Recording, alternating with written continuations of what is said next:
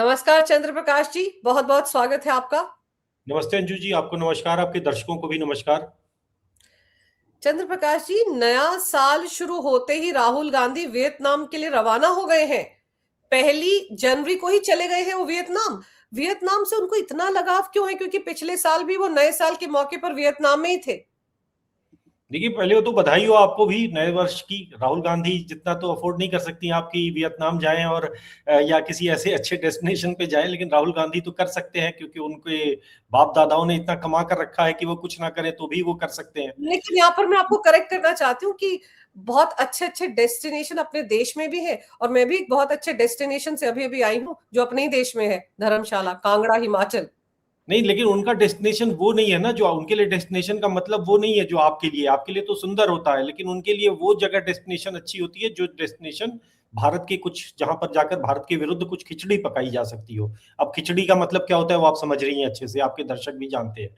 अब इसमें आता है कि बेसिकली वियतनाम में अब देखिए, अब कुछ जो आंकड़े आ रहे हैं कि वियतनाम गए हुए हैं ये, और वियतनाम की ये लगभग 1 वर्ष के अंदर इनकी तीसरी यात्रा है। पिछले वर्ष जब मनमोहन सिंह की का निधन हुआ था दिसंबर में 2024 के, तो उस वक्त वो एकदम देश अभी राष्ट्रीय शोक घोषित था। उस समय सामान्य रूप से कोई बड़े नेता जो हैं यात्राएं या कोई सरकारी कार्यक्रम नहीं होते, लेकिन राहुल गांधी को इतना अर्जेंट कुछ था, कुछ ऐसा अति आवश्यक था कि वो गए और वियतनाम में गए और वहां पर जाकर उन्होंने एक लंबी अवधि, लंबा समय बिताया। फिर उसके बाद वो जब बजट सत्र चल रहा था मार्च के समय में, उस समय भी उन्होंने 5-10 दिन, 5 दिन 8 दिन करीब वहां पर उन्होंने बिताया। मतलब इतना लंबा समय, आप भी एक टूरिस्ट के तौर पर कहीं जाते हैं तो 3-4 दिन बाद वहां पर मतलब बोझ लगने लग जाता है, व्यक्ति को लगता है कि अब चले भागे अपने घर चले। लेकिन राहुल गांधी जाते हैं तो बिल्कुल वहां बस जाते हैं। मतलब सोचिए कि 22-22 दिन अगर आप रह जा रहे हैं तो इसका मतलब कितना अर्जेंट काम होगा, कितना जरूरी काम होगा, इससे ये पता चलता है। लेकिन वियतनाम जो है, वियतनाम में उनका ये जो, और इसके अलावा भी लगातार यात्राएं होती रही हैं। वियतनाम ही एकमात्र तो है नहीं, वियतनाम के अलावा भी जर्मनी से आए थे, और जर्मनी से आए थे कुछ दिन के लिए 2-4 दिन रणथंभौर में बिताया, अपने भतीजे की शादी कराई मतलब निकाह कराया, ज्यादा कहना उचित होगा, और निकाह कराकर और फिर वापस निकाह की अभी तो वियतनाम। एंगेजमेंट ही हुई है।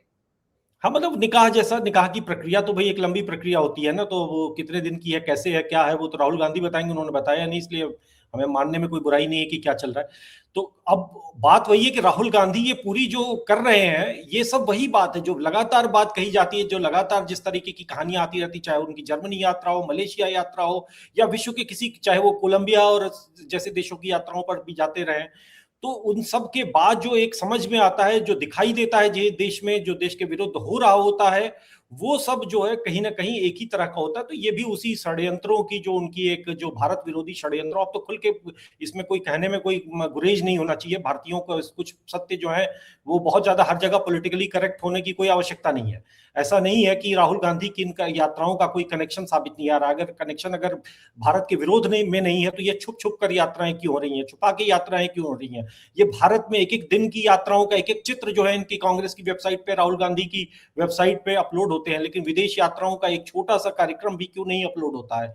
तो ये वही वाली बात है कि भाई अगर शक करने की का पूरा कारण है, और ये क्यों राहुल गांधी जाते हैं, ये उनको कहीं ना कहीं अब देश की जनता को बार बार उनसे पूछना तो चाहिए ही। बिल्कुल सही कह रहे हैं, सवाल उठने चाहिए सर, क्योंकि राहुल गांधी सिर्फ सांसद नहीं है ना, नेता प्रतिपक्ष है। और जैसे अभी आपने भी बताया कि पिछली बार मार्च महीने में 17 मार्च से 23 मार्च तक ये जनाब वियतनाम में थे, और उस वक्त देश में बजट सत्र चल रहा था, और वो वक्फ संशोधन बिल जो है उस पर चर्चा हो रही थी। उसके बीच में राहुल गांधी वियतनाम चले गए, बिल्कुल वैसे जैसे अभी दिसंबर महीने में वो 15 दिसंबर से 20-22 दिसंबर तक रहे हैं जर्मनी में। तब भी देश में संसद सत्र चल रहा था, विंटर सेशन चल रहा था, तब भी राहुल गांधी वहां पर थे। तो सर सवाल तो उठेंगे ना कि ऐसी कौन सी अर्जेंसी है। लेकिन ये वियतनाम, जहां पर वो पिछले साल 22 दिन बिता चुके हैं और अभी भी नए साल के मौके पर तुरंत भाग लिए हैं, क्या वजह हो सकती है? वियतनाम इतना इंपॉर्टेंट क्यों हो सकता है सर राहुल गांधी के लिए? और वहां जाकर वो करते क्या है? अगर जियो पॉलिटिक्स को समझे तो वियतनाम की इंपॉर्टेंस क्या है? देखिए, वियतनाम के जब प्रधानमंत्री भारत आते हैं, जो कि 2024 के, मेरे मुझे हो सकता है मैं तारीखें गलत हूं, लेकिन जुलाई अगस्त के आसपास आए थे, तो राहुल गांधी से उनकी मुलाकात हुई थी, राहुल गांधी से, सोनिया गांधी से। इसके अलावा राहुल गांधी जो है वो वियतनाम के उच्चायुक्त से भी मिलते रहे हैं। तो ये संबंध, ये रिश्ता पुराना है, मतलब ऐसा नहीं कि सिर्फ पिछले वर्ष से, ये 2024 के समय से ही ये कुछ कुछ उठ बैठक हो रही है इन दोनों लोगों के बीच में। रही बात कि क्यों इंपॉर्टेंट है, जो आपका प्रश्न, भाई वियतनाम एक मतलब ठीक है चीन से लगा हुआ एक देश है, लेकिन इसकी अगर परिस्थितियों, उसको वहाँ की राजनीतिक स्थितियों को देखें तो ये बड़ी इंटरेस्टिंग है अपने आप में, एक बड़ा विचित्र, एक बहुत राहुल गांधी जैसा देश है, बहुत सुंदर देश है, बहुत ही भारत से अच्छे संबंध है, और एक आज के समय में एक उभरती हुई अर्थव्यवस्था है दक्षिण पूर्वी एशिया की। लेकिन वियतनाम जो है वो वहां पर इस समय वामपंथी सरकार है, कम्युनिस्ट सरकार है, जो कि प्रो चाइना गवर्नमेंट मानी जाती है, तो इस हिसाब से वो चाइना, लेकिन साउथ चाइना सी के विषय पे, और अगर इतिहास देखें तो चीन और वियतनाम के आपस में युद्ध हुए हैं, तो ऐतिहासिक रूप से वो शत्रु देश है। लेकिन चूंकि अभी सरकार और राजनीति जो है वो एक साथ चल रही है, तो वो एक तरह से इस समय मित्रता की अवस्था में है। और चाइना, वियतनाम चूंकि बहुत तेजी से विकास कर रहा है, एक मैन्युफैक्चरिंग हब में, जिस तरीके से इधर जो बहुत सारे देश आगे बढ़ रहे हैं, उसमें से एक बड़ा मैन्युफैक्चरिंग हब जो है वियतनाम भी। आप देखते होंगे कि वियतनाम के बहुत सारे प्रोडक्ट हम लोग भी यूज करते हैं, विशेष रूप से इलेक्ट्रॉनिक्स और कपड़ों और भी कई तरह के सामानों में। तो वियतनाम जो है वो, उसका जो सप्लाई चेन है वो पूरी तरह से चीन से बंधा हुआ है। चीन से उनकी इकोनॉमी इस तरीके से वो है कि अगर आज चीन उनका हाथ खींच ले तो वो एक संकट में पड़ जाएंगे। लेकिन वहां की सरकार ने, वहां की पूरी व्यवस्था ने अपने आप को एक ऐसा बैलेंसिंग बना रखा है, एक ऐसा संतुलन बना रखा है, जिसमें वहां अमेरिका भी अच्छी खासी मात्रा में है। अब जैसे अब इसका राहुल गांधी की यात्रा से कोई संबंध है या नहीं मुझे नहीं पता, लेकिन एक फुल ब्राइट यूनिवर्सिटी है जो जॉर्ज सोरोस की यूनिवर्सिटी है, जॉर्ज सोरोस के नाम से जानी जाती है, और वो वियतनाम में जो होची मिन सिटी है वहां पर के आसपास ही कहीं पर वो एक विश्वविद्यालय है, जो कि जॉर्ज सोरोस, जो कि इनके मेंटोर हैं राहुल गांधी के, उनसे जुड़ी हुई है। तो वहां पर अमेरिकी गतिविधियां, अमेरिकी डीप स्टेट की गतिविधियां भी पर्याप्त मात्रा में सफिशिएंट हैं।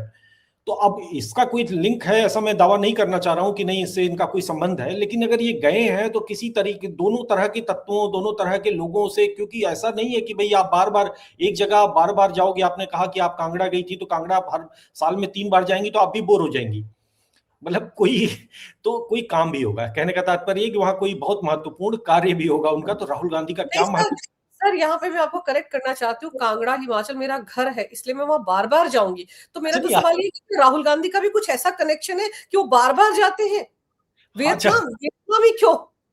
नहीं वो देखिए, उनका देखिए एक नेता का घर तो एक तरह से उसका चुनाव क्षेत्र होता है। इतनी बार तो वो रायबरेली कभी नहीं गए, रायबरेली तो ऑलमोस्ट नहीं जाते हैं वो। रायबरेली की जनता को सोचना चाहिए कि भाई इस आदमी को क्यों आप चुनाव में बार बार जिता रहे हो, ऐसी क्या आपकी मानसिक मतलब एक वो है कि आपको लगता है कि नहीं गांधी परिवार का ही यहाँ से सांसद होना चाहिए। लेकिन ठीक है, मतलब वो राहुल गांधी की इच्छा है, और राहुल गांधी को वोट देने वालों की इच्छा है कि वो किसको दें और किसको ना दें। लेकिन हाँ, ये है कि कोई आवश्यक कार्य है, और वो आवश्यक कार्य क्या है वो समझना। भाई या तो आपका चीन होगा वहां पर, वियतनाम से भारत का कोई बहुत ऐसा तो है नहीं कि आप जाने के बाद वही वियतनाम भारत में विदेशी निवेश करने लग जाएगा, और भारत में वियतनाम का कोई बहुत बड़ा द्विपक्षीय संबंधों में कोई सुधार या बदलाव हो जाएगा। और कुल मिलाकर आप या तो वहां पर जा रहे हो, दोनों पक्षों के बीच में जो बैलेंसिंग गेम खेल रहे हो, जो कांग्रेस एक बैलेंसिंग गेम खेल रही है डीप स्टेट और चाइना, इन दोनों के साथ वो एक तरह का कोलैबोरेशन करके, और भारत में जो एक रिजीम चेंज, दोनों तत्व चाहते हैं कि भारत की ये मजबूत सरकार न रहे। दोनों पक्ष, चाइना भी नहीं चाहता है कि भारत में एक मजबूत सरकार रहे, जो इसको रिजीम डिग्रेडेशन कहते हैं, रिजीम चेंज ना हो। चलो ठीक है भाई, यहाँ के लोग जो है नरेंद्र मोदी को वोट दे रहे हैं, लेकिन कम से कम सरकार को कमजोर करो, सरकार को अस्थिर करो, लगातार दंगे भड़काओ, लगातार कुछ इस तरीके की गतिविधियां, विवाद पैदा करो कि भारत जो है डिरेल हो जाए। अब जैसे बांग्लादेश का पूरा ये एक तरह का इवेंट पैदा किया गया है, जानबूझकर पैदा किया गया है कि भाई वहां पर जब हिंसा कराओगे आप, तो भारत की जनता में एक उद्वेग आएगा, एक परेशानी आएगी, और भारत की सरकार पर दबाव पड़ेगा कि वो उधर जाकर मतलब एक पिद्दी से जैसे देश पे अपनी पूरी ऊर्जा लगाए, और फिर उस पूरी ऊर्जा को लगाने में उस जो आर्थिक जो एक विकास का जो एक पूरा एक रेस में भारत चल रहा है, जिसमें भारत आज चाइना, यूरोप और अमेरिका जैसे देशों के लिए एक चुनौती बनकर खड़ा है आर्थिक परिदृश्य में, उसमें भारत पिछड़ जाए।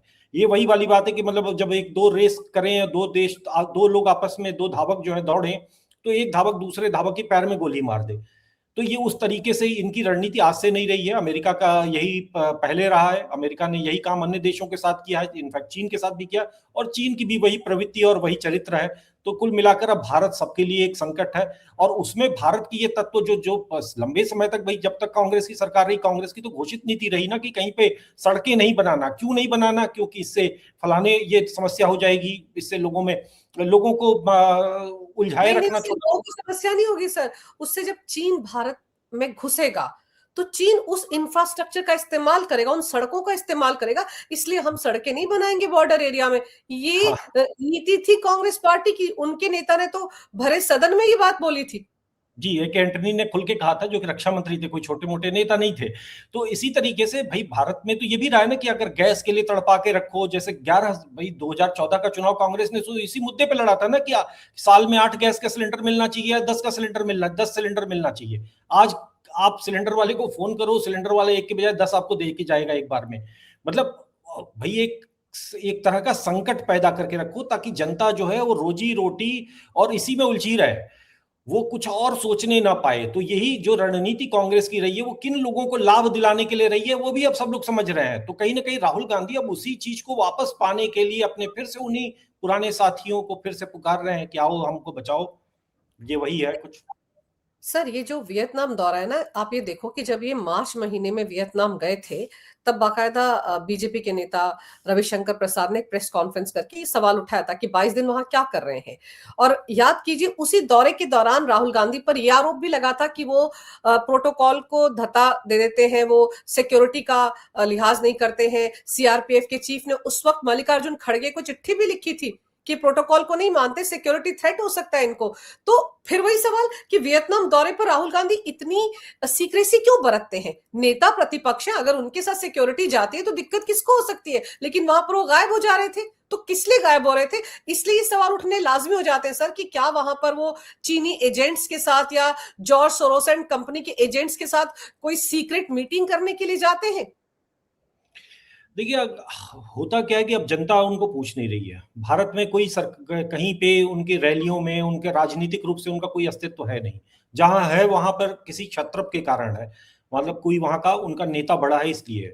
तो राहुल गांधी चूंकि एंटाइटलमेंट है कि भारत का प्रधानमंत्री उनको ही बनना है, और भारत में जिन लोगों ने कांग्रेस को सत्ता में बिठाया था उन लोगों के पास ये वापस जाके एक तरह का बचपना है। वरना तो देखा जाए तो अगर कांग्रेस में अगर थोड़ा सा भी वो होता तो भाई आप अपनी लोकप्रियता को वापस पाने के लिए अपने मुद्दों पर लड़ते। लेकिन राहुल गांधी के अंदर वो योग्यता भी नहीं है कि वो उन विषयों पर देश को ला सकें, उस विषयों पर देश में कन्विंसिंगली बात कर सकें। जो मुद्दे उठाते हैं वो भी वही मुद्दे होते हैं जो कहीं ना कहीं भारत को कमजोर करने के लिए विदेशी शक्तियां षड्यंत्र रचती हैं, ये उनके प्रवक्ता बन जाते हैं। तो राहुल गांधी का पूरा रोल, मतलब एक होता है ना कि एक माइंडसेट की आपका पूरा मानसिकता ही बदल जाए। आप एक नेता की तरह नहीं सोच रहे हो, अब आप एक षड्यंत्रकारी की तरह सोच रहे हो। आप उस गोरा साहब की तरह, उस ईस्ट इंडिया कंपनी के उस अफसर की तरह सोच रहे हो जो 17वीं 16वीं शताब्दी में भारत आता था और आकर भारत को गुलाम बनाने के लिए तरह तरह के षड्यंत्र रचता था, राजतंत्रों में भिड़ा लड़ाई लड़ाता था और तरह तरह की और कहानियां गढ़ता था। तो राहुल गांधी आज उसी व्यक्ति, उसी डायनेस्ट, अपने एकदम बिल्कुल उस मानसिकता की तरफ वापस लौट चुके हैं, जिनके पास अब लगता है कि भाई जनता से कोई लेना देना नहीं, मैं किसी अपने बाहर के कोलैबोरेटर्स की मदद से वापस सत्ता भारत की पा सकता हूं। और वही वो प्रयास बहुत ईमानदारी से, बहुत ही नादानी से, बहुत ही मतलब उसके साथ वो कर रहे हैं। उनको ये नहीं पता है कि जनता इस पूरी चीज को समझ रही है और वो लगातार अपनी इस हर हरकत के साथ, हर अगले दिन के साथ ज्यादा एक्सपोज होते जा रहे हैं। अब कहने को मतलब बार बार, अब सोचिए हम लोग ये बात बार बार कर करके हम लोग भी तो थक चुके हैं। कांग्रेस पार्टी का कोई नेता क्या इसको एक्सप्लेन कर पाता है? अभी जो लाए गए, जो उनके दूसरे जो मेंटर हैं, जो सैम पित्रोदा, तो सैम पित्रोदा भी, उनका भी तो रवैया वही हुआ तो हुआ, वो गए, हमारी मर्जी है, हम जाएंगे, हम मिलेंगे। उनका उत्तर कोई तर्क थोड़ी था, वो तो यही कह रहे थे कि भाई हमारा हमारा हक है, हम तो जाएंगे, हमने तो एक प्रोग्रेसिव अलायंस बना रखा है, हमने दुनिया भर में 110। बड़ा मजेदार उत्तर। तो उस पर एक बीजेपी ने, मैंने देखा कि बीजेपी के कोई प्रवक्ता पूछ रहे थे कि भाई दुनिया में 110 ऐसे कौन से देश है जहां पे डेमोक्रेसी है? क्योंकि डेमोक्रेसी एशिया में 4 या 5 देशों में है। एक भारत में डेमोक्रेसी है, एक ऑस्ट्रेलिया में डेमोक्रेसी है, एक जापान में डेमोक्रेसी, और 3 4 5 छोटे छोटे देश है, बाकी तो सब जगह राजतंत्र है। आप कौन से 110 देश आपको मिल गए जहां पर डेमोक्रेसी के लिए आप लड़ने जा रहे हो? भारत में आज 5 साल के बाद सरकार, आप भारत में संघर्ष करते, रायबरेली में थोड़ा समय देते, थोड़ा अपनी चुनाव क्षेत्र और बाकी क्षेत्रों पर ध्यान देते, तो हो सकता है कि आपके पास मुद्दे क्या होते हैं, वोट चोरी, आपके पास मुद्दे क्या होते हैं, कुलदीप सेंगर जैसे नकली इशू जिसमें जनता साफ साफ देख रही है, आप कोर्ट अपने वकीलों के माध्यम से जुडिशरी पर दबाव बनाकर आप कुछ मुद्दे पैदा करना चाहते हो, लोगों को भ्रमित करके कुछ पैदा करना चाहते हो, रियल इश्यूज आपको ये सरकार दे नहीं रही है, कोई घोटाले हो नहीं रहे हैं, कोई गवर्नेंस के इशू आपको मिल नहीं रहे हैं, तो अब आप छटपटा रहे हो, तो जो आप कर रहे हो ये बड़ा स्वाभाविक है। सर, जैसे अभी आपने कहा ना कि वियतनाम में भी एक यूनिवर्सिटी है जो जॉर्ज सोरोस से जुड़ी हुई है। अभी जर्मनी में जब गए थे राहुल गांधी, तो वहां पर भी एक संस्थान के कार्यक्रम में पहुंचे थे, जहां पर उनकी मुलाकात जॉर्ज सोरोस के लिए काम करने वाली कार्नेलिया से हुई थी। याद कीजिए, मंच पर दोनों साथ खड़े थे, तस्वीरें सबके सामने आई थी, हमने इस पर भी चर्चा की थी। तो अब ये मानकर चला जाए कि वियतनाम से भी ऐसी तस्वीरें आने वाली हैं कि जॉर्ज सोरोस की जो ये यूनिवर्सिटी, वहीं पर शायद कोई कार्यक्रम हो, वहीं पर राहुल गांधी मंच पर घूम घूम कर ज्ञान बांटे, देश को बदनाम करें। क्योंकि सैम पेत्रुदा कह ही चुके हैं कि भाई हम तो नेशनल इंटरनेशनल अलायंस बना रहे हैं, अंतर्राष्ट्रीय नेता है राहुल गांधी अब भारत के नेता भले ही नहीं हो, लेकिन वो अपनी जान में वो अंतर्राष्ट्रीय नेता हैं, अंतर्राष्ट्रीय उन शक्तियों, षड्यंत्रकारी शक्तियों का वो हिस्सा है। जो यूनिवर्सिटी थी, वो क्या नाम था उसका, हेरेटिक स्कूल या क्या नाम था उसका, कुछ ऐसा ही नाम भूल नाम रहा था। हूँ। हाँ, कॉर्नेलिया वोल का। तो वो चाहे उसका पूरा इतिहास सामने आ गया। ये जो वियतनाम की जो ये फुलब्राइट यूनिवर्सिटी है, ये तो जाना ही जाता है, इसका कहीं छुपा हुआ नहीं, कोई चाहे तो गूगल करके देख ले वेबसाइट पे। और निश्चित रूप से आप सही कह रही हैं कि हो सकता है कि वही मंच बने, वहीं जाकर राहुल गांधी कुछ वो जुपिटर की एस्केप वेलोसिटी टाइप की कोई थ्योरी दें और ताली पाएं। बस उनसे इससे ज्यादा कोई आशा करना व्यर्थ है। और वियतनाम में जैसे आपने कहा ना कि हब है प्रोडक्शन का, वहां पर बहुत सारा काम होता है। आप याद कीजिए, जो हमास के आतंकवादियों को उड़ाया था इसराइल ने, पेजर अटैक जो हुआ था, वो भी तो सुनने में आया था ना, वहीं से बनकर गए थे। बिल्कुल, बिल्कुल। वो देखिए, अब यही है कि राहुल गांधी कई तरह की शक्तियों के बीच में संतुलन बना रहे हैं। राहुल गांधी कई तरह के, और उनका उद्देश्य तो उस तरीके का कोई मतलब अपने देश के हित में तो है नहीं। वो ठीक है, पेजर तो नहीं बनवाएंगे, वो पप्पू पेजर ही बन के रह जाएंगे। लेकिन हाँ, ये है कि राहुल गांधी का पूरा वो चाहे कहीं पे भी देखिए, उनका सिर्फ वियतनाम ही नहीं, कहीं पे भी जाते हैं तो उससे जुड़ा हुआ, वहां से जुड़ा हुआ एक षड्यंत्र कुछ दिन बाद भारत के सबके सामने आ जाता है। यहाँ का षड्यंत्र भी ज्यादा दिन नहीं लगेंगे, 4-5 दिन 10 दिन के अंदर ही हमारे सामने आ जाएगा कि ये वियतनाम क्यों गए थे। और राहुल गांधी अब उनके सामने जो औचित्य सिद्ध करने का है, वो यही तरीका है कि वो कहीं से चिट्ठी लिखवा दें, कहीं से किसी से कुछ भारत के खिलाफ कुछ रिपोर्ट लिखवा दें, भारत के खिलाफ कुछ, भारत की सरकार को किसी तरीके से मानवाधिकार और भुखमरी और तमाम दुनिया भर के जो ये यूरोपियन शक्तियों ने जो बना रखे हैं अपने पैमाने, पैमानों पर इंडेक्स, पॉवर्टी इंडेक्स, इंडेक्स है, हाँ, भ्रष्टाचार का इंडेक्स है। तो उस पे कहीं नीचा दिखा लें। बस यही कर सकते हैं राहुल गांधी, वही कर रहे हैं। और उसके बाद एक दिन हंगामा या फिर हिंडनबर्ग टाइप का कुछ कर लें कि जिसमें भारत की किसी कंपनी, भारत के किसी व्यापारिक हित को डैमेज करने का कुछ झूठ रच सकें। और वो झूठ, जब एक बार झूठ प्रपंच रचेंगे तो उसके बाद एक संसद की जो वो होगी सत्र, उसमें हंगामा मचाएंगे। और भारत का मीडिया पूरी तरह से उनके साथ है, इसमें कोई संदेह नहीं है। आप कुछ भी कर लीजिए, भारत का कम से कम 3-4 जो बड़े मीडिया समूह हैं, वो आज भी उनका नमक का हक अदा कर रहे हैं।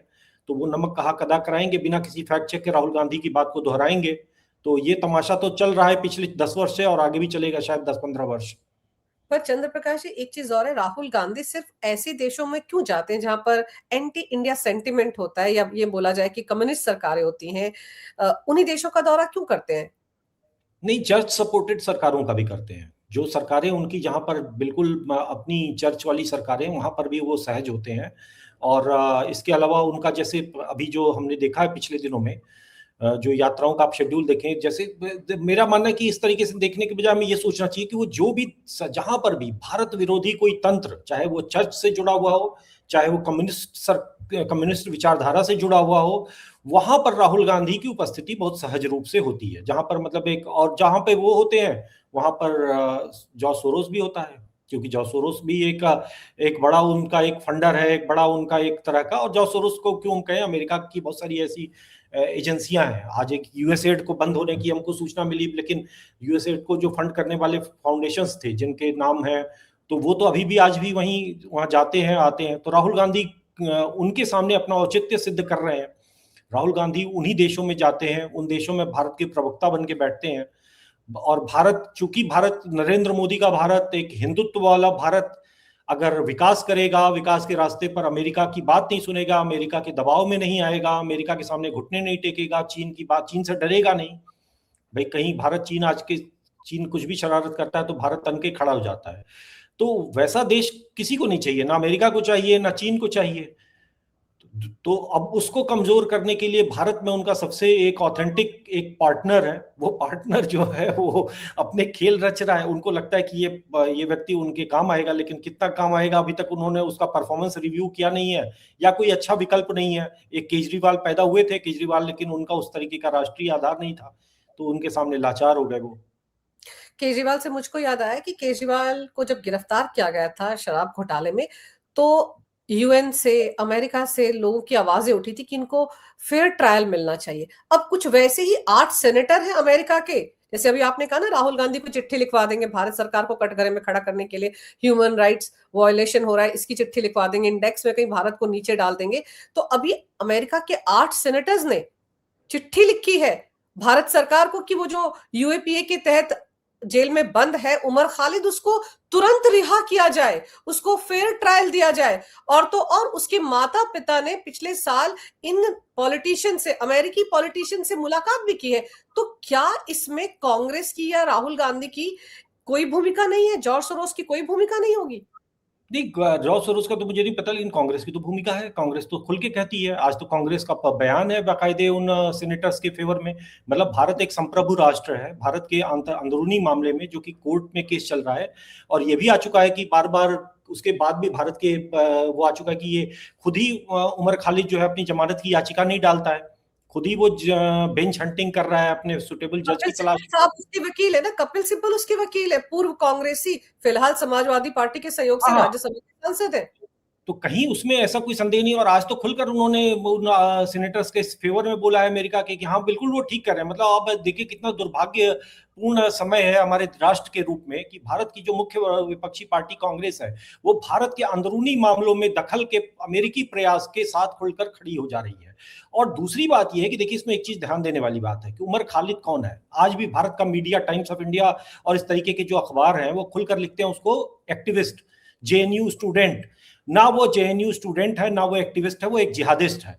और जिहाद का चूंकि जो इंटरनेशनल पूरा एजेंडा है उसमें भारत का मीडिया उनका साथ देता है, उनके साथ खुलकर खड़ा होता है, छुपाता है उनकी गंदी, उनके कर्मों को छुपाता है। तो जिस समय 2020 में ये डोनाल्ड ट्रंप भारत आए, और जब वो भारत आए थे उस समय ये दंगे दिल्ली में फैलाए गए थे। दिल्ली में मतलब करीब 50-60 लोगों की जान गई, पुलिस वालों की जान गई, करोड़ों की संपत्ति जलाई गई, भारत की राजधानी में हिंसा हुई। तो अमेरिका का राष्ट्रपति जब भारत आता है, भारत की राजधानी जला दी जाती है। और वो जो करने का जो मुख्य आरोपी है उसके पक्ष में अमेरिका का पूरा एक तंत्र खड़ा हो जाता है। तो हम क्या माने कि अमेरिका का कोई राष्ट्रपति जब भारत आएगा, अमेरिका का कोई नेता भारत आएगा, तो वो भारत को जलाता हुआ आएगा। जब हमने तो उस चीज को उस संवेदनशीलता से लिया। और आज 2020 के बाद से दिल्ली शांत है, जब से ये व्यक्ति जेल में है। ये सीधे सीधे कोरिलेट करता है कि भाई आपका उस पूरे तंत्र का जो महत्वपूर्ण व्यक्ति है, जब वो जेल गया तो दिल्ली आज शांत है। आज उसके पक्ष में, अच्छा ये ऐसा नहीं है कि ये पहला ये सबसे उमर खालिद जो है वो अभी उसके लिए दर्द आया है। ये 20 दिसंबर को इसी साल आप याद करिए, ये एक अमेरिका की जो एक इन्होंने एक बना रखी है धार्मिक स्वतंत्रता के नाम पर USCIRF, जो एक रिलीजियस फ्रीडम के नाम पर ये काम करते हैं। तो वो मांग कर रहा है वहां से, ये एक संस्था जो अमेरिका सरकार के अंतर्गत, जबकि वहां पर प्रशासन ये ट्रंप का है जो कि रिपब्लिकन है, तो उनके अंतर्गत वो जो एक संस्था चल रही है वो मांग कर रही है कि उमर खालिद की स्थायी रिहाई की जाए। उमर खालिद को 3 या 4 बार तो सुप्रीम कोर्ट और अन्य कोर्टों से जमानत मिल चुकी, कभी बहन की शादी के लिए, कभी बेटी की शादी के लिए।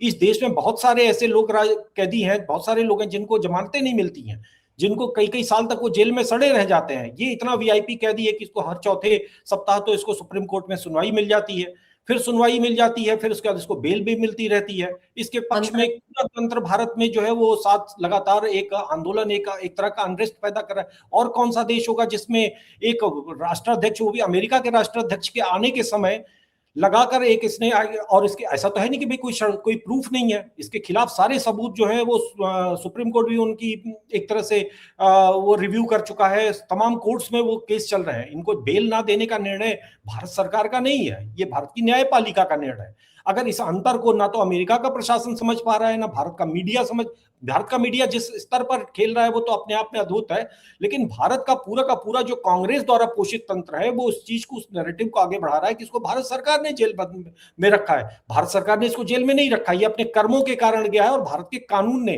जिस संविधान की पॉकेट बुक लेकर राहुल गांधी जगह जगह लहराते हैं, उसी पॉकेट बुक में ये लिखा है कि ऐसे देशद्रोही को बाहर स्वतंत्र नहीं रहना चाहिए, उसको जेल में रहना चाहिए। और सबसे बड़ी बात जी सर, आप सोचिए ना, अभी राहुल गांधी जर्मनी गए थे तो कहा था ना कि संविधान को खत्म करना चाहती है बीजेपी, मोदी सरकार। तो ये जो हरकत की है अमेरिका ने, ये जो 8 सेनेटर है, क्या पता इसमें वो इल्हान उमर भी हो जिससे राहुल गांधी मुलाकात कर रहे थे अमेरिका जाकर।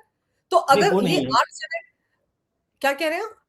वो आठ में वो इल्हान उमर नहीं है, जो इनकी मित्र हैं वो नहीं है। अपने आप में मतलब इसलिए शायद चिंता का विषय हो सकता है राहुल गांधी के लिए, क्योंकि अभी भी हाल ही में डोनाल्ड ट्रंप ने लताड़ भी लगाई है ना इल्हान उमर को कि उसको तो वापस उसके देश भेज दिया जाना चाहिए, उसकी नागरिकता खत्म हो जानी चाहिए। लेकिन ऐसे लोगों से राहुल गांधी मिलते हैं और वहां से आह्वान भी करते हैं कि देश का लोकतंत्र खतरे में है, आपको आइए, वेस्टर्न कंट्रीज भारत की तरफ क्यों नहीं देख रहे हैं। तो ये राहुल गांधी की उन न्योतों का ही असर होगा ना कि 8 सेनेटर उठ खड़े हुए हैं और इस तरह की चिट्ठी लिख रहे हैं भारत सरकार को। क्या मतलब है इसका? देखिए, इसका सीधा मतलब यही है कि भारत में भारत को अस्थिर करने के लिए, भारत की चुनी हुई सरकार को, भारत के लोकतंत्र को डैमेज करने के लिए अमेरिका में एक तंत्र काम कर रहा है, जो कि भारत की मुख्य विपक्षी पार्टी के साथ कहीं ना कहीं किसी तरह की एक अंडरस्टैंडिंग के साथ काम कर रहा है। इसका यही मतलब है, वरना आज कांग्रेस पार्टी का कोई प्रवक्ता सामने आकर इसके पक्ष में नहीं बोलता, कम से कम चुप हो जाता। चुप होना भी एक रणनीति होती है, लेकिन वो चुप हो जाता है। लेकिन कांग्रेस अपने आप को चुप भी नहीं रख पाती है और वो आके उसके पक्ष में बोल जाता है। और सबसे बड़ी बात है कि इस पूरे जो तंत्र है, इसमें पूरा जो ये वो है, खुद सबसे बड़ी बात है कि अमेरिका को आप आईना दिखाइए कि भाई अमेरिका जो है वो खुद क्या करता रहा है। अमेरिका ने कितने मानवाधिकारों का वो किया है, वहां पे आज भी अश्वेतों के साथ क्या हो रहा है। उन्होंने इराक में और विभिन्न पूरे दुनिया भर के देशों में जो कार्रवाइयां की हैं, उनमें जो लोगों को मारा है, भाई क्या उन्होंने लादेन का पे कोई मुकदमा चलाया था? लादेन जो था वो उसने वहां पर हमला किया और उन्होंने मार के समुद्र में फेंक दिया। हमने तो नहीं कहा कि भाई तुमने क्यों फेंका, क्यों नहीं लादेन पे पहले मुकदमा चलाया। तो आप भारत पर हमला करने वाले आतंकवादियों को एक पूरी तरह से ग्लैमराइज कर रहे हो, उनको एक्टिविस्ट बता रहे हो, उनको मतलब आप कब तक ये तमाशा चलेगा? अमेरिका कब तक ये खेल खेलेगा और भारत सहेगा? अब वही बात है कि भारत की सरकार ने उत्तर देना शुरू किया है, क्योंकि कांग्रेस के समय में तो वो भी संभावना नहीं थी। और बहुत कहीं ना कहीं चीजों को आपको संभाल के भी करना पड़ता है, क्योंकि आप भारत हो, अभी आप कांग्रेस के उस 70 साल के कुशासन से एक तरह से अभी आप उबर ही रहे हो, तो अभी तो एकदम से नहीं होगा। लेकिन हाँ, ये निश्चित रूप से है कि मतलब ये आईना, ये कहीं ना कहीं अमेरिका को जो आईना दिखाने की जरूरत है कि आपका मानवाधिकारों का रिकॉर्ड क्या रहा है। आप अपने देशों में जो इनका जो कैपिटल जो सत्ता हस्तांतरण हुआ था और कैपिटल पे जो हिंसा हुई थी, उसके सारे के सारे जो लोग थे, क्या उनके पर बड़ा फेयर ट्रायल मिला? उनको देश राष्ट्रद्रोह के मुकदमे लगा लगा कर जेल में, और 17-17 साल, 18-18 साल की जेल दी गई। और वही जेल की भाई उसी तरह, जबकि वहां पर तो एक सामान्य हिंसा थी, यहां पर तो बाकायदे एक कम्युनल वायलेंस, एक बड़े पैमाने की हिंसा, जिसमें पूरी दिल्ली को इन्होंने एक मतलब एक खिलाफत के टोन पे लाकर इन्होंने आंदोलन किया था। तो उस आंदोलन का जो ये मुख्य आरोपी है, अगर वो पकड़ा गया है, आज उसको पर अगर सजा होती है, इसको जल्दी से जल्दी चाहिए कि भारत की सरकार इसको उम्र कैद या कोई बड़ी सजा, जो एक राष्ट्रद्रोह, देशद्रोह। ये देखिए, इसमें कुल मिलाकर ये 8 लोगों की चिट्ठी ने ये साबित किया है कि ये बहुत बड़ी मछली है। इसको बचाने के लिए जो तड़प है वो बता रही, जिस तरीके से अरविंद केजरीवाल के उसी समय जो हेमंत सोरेन भी जेल में थे, उनके लिए किसी ने चिट्ठी नहीं लिखी, लेकिन केजरीवाल के लिए चिट्ठी आना, इस एक सपोले के लिए चिट्ठी आना, ये सब बताता है कि ये कहीं ना कहीं ये उस तंत्र का हिस्सा है, जिस तंत्र को से विचार पाने के लिए राहुल गांधी जाते हैं। और वही बात है। बिल्कुल सही कह रहे हैं, क्योंकि इसके पिता तो सिमी के सदस्य रहे हैं सर।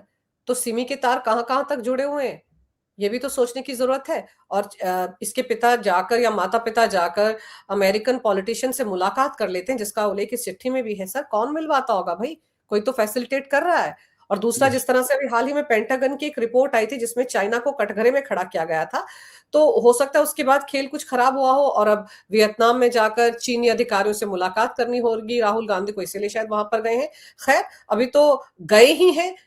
कितनी तस्वीरें सामने आती हैं, कोई गुप्त तरीके से तस्वीरें खींचता है, अगर ऐसी तस्वीरें आ जाएंगे अंकल सैम फिर रोएंगे कि देखिए भारतीय जांच एजेंसियां उनकी उनकी जासूसी कर रही हैं, उनके पीछे पड़ी हुई है। सर, तो फिर वो काहे को उनके दौरों को इतना गुप्त रखते हैं? सीधे सीधे बता देते कि वो दौरे पर जा रहे हैं, यहां जाएंगे वहां जाएंगे, तो देश की जनता भी समझ जाएगी कि एक जिम्मेदार नेता प्रतिपक्ष की तरह बिहेव करते हैं राहुल गांधी। लेकिन चलिए देखते हैं अब इस दौरे के बाद क्या कुछ और खुलासे होते हैं। लेकिन आपने समय निकालकर इस विषय पर बहुत ही अहम जानकारी मेरे दर्शकों को दी, आपका बहुत बहुत धन्यवाद। नमस्कार। भारत माता की जय। वंदे मातरम। जय श्री राम। जय श्री राम।